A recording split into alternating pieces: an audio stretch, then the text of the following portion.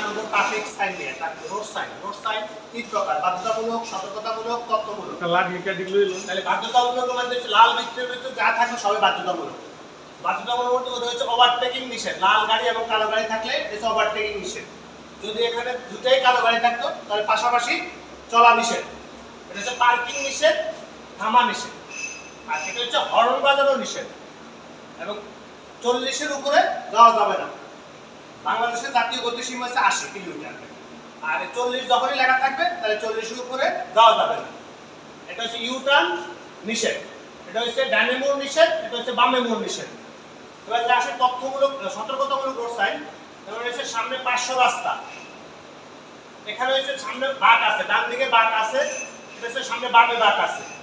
এটা হচ্ছে চেকপোস্ট এটা হচ্ছে রক্ষিত রেল ক্রসিং এটা হচ্ছে অরক্ষিত রেল ক্রসিং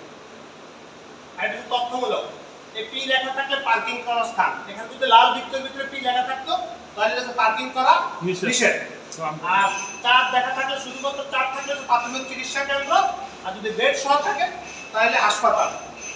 আর এই তেলের পাম্প সামনে তেলের পাম্প আছে আর এটা হচ্ছে কি যেখান থেকে আমি যশোর নড়াইল এই রাস্তা যাবো উত্তরে তথ্যমূলক রোড সাইন এখানে সবকিছু দেওয়া আছে ওকে আসসালামু আলাইকুম